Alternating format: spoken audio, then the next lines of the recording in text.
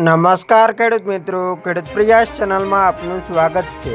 આજે તારીખ 17 જૂન 2025 સવારના મહત્વના હવામાન સમાચાર ચેનલમાં નવા આવો તો સબસ્ક્રાઇબ કરી લેજો।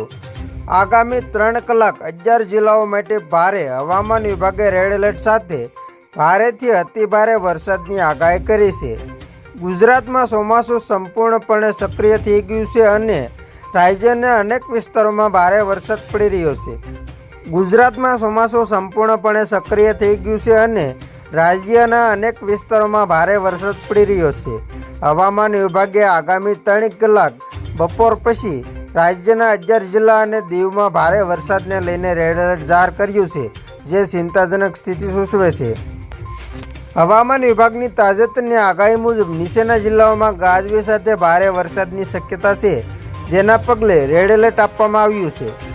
બનાસકાંઠા, મહેસાણા, સુરેન્દ્રનગર, રાજકોટ, પોરબંદર, જૂનાગઢ, અમરેલી, ભાવનગર અને ગીર સોમનાથ, બોટાદ અને દીવમાં ભારેથી અતિભારે વરસાદની આગાહી કરવામાં આવી છે। આ જિલ્લાઓ માટે ઓરેન્જ અને યલો એલર્ટ જાહેર કરવામાં આવ્યું છે।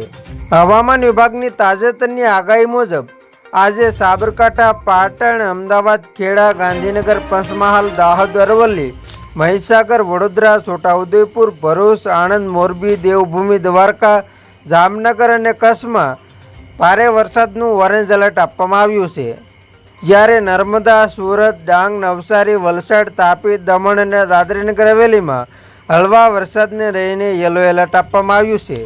રાજ્ય સરકારે વરસાદની આ ગંભીર આગાહીને ધ્યાનમાં રાખીને તમામ સંબંધિત વિભાગોને એલર્ટ મોડ પર મૂક્યા છે।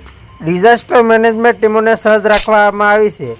નાગરિકોને અપીલ કરવામાં આવી છે કે તેઓ હવામાન વિભાગ દ્વારા જારી કરાયેલી સૂચનાઓનું પાલન કરે, વીજળીના કડાકા ભડાકા સમયે સુરક્ષિત સ્થળે રહે અને પાણી ભરાયેલા વિસ્તારોમાં જવાનું ટાળે।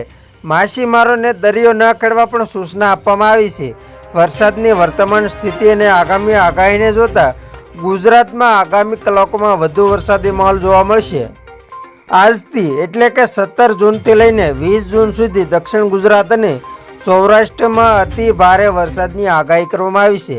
આ વિસ્તારોમાં પૂર જેવી સ્થિતિ પણ સર્જાઈ શકે છે, તેથી તંત્રને એલર્ટ રહેવા સૂચના અપાઈ છે, જ્યારે મધ્ય અને ઉત્તર ગુજરાતમાં હળવાથી ભારે વરસાદની સંભાવના છે। ગઈકાલે 16 જૂનના રોજ પણ ઉત્તર દક્ષિણ ગુજરાત અને સૌરાષ્ટ્રના કેટલાક જિલ્લાઓમાં મેઘરાજાએ ધબધબાટી બોલાવી હતી, જેના કારણે નીચાણવાળા વિસ્તારોમાં પાણી ભરાયા હતા। આગામી સમયમાં ભારે વરસાદ હોવાને કારણે અને દરિયો તોફાની બનવાને કારણે માછીમારોને દરિયો ન ખેડવા સૂચના આપવામાં આવી છે। તો ખેડૂત મિત્રો, આ હતા સવારના મહત્વના હવામાન સમાચાર। ફરી વખત મળશું નવી અપડેટ સાથે। ત્યાં સુધી જોતા રહેજો ખેડૂત પ્રયાસ યુટ્યુબ ચેનલ।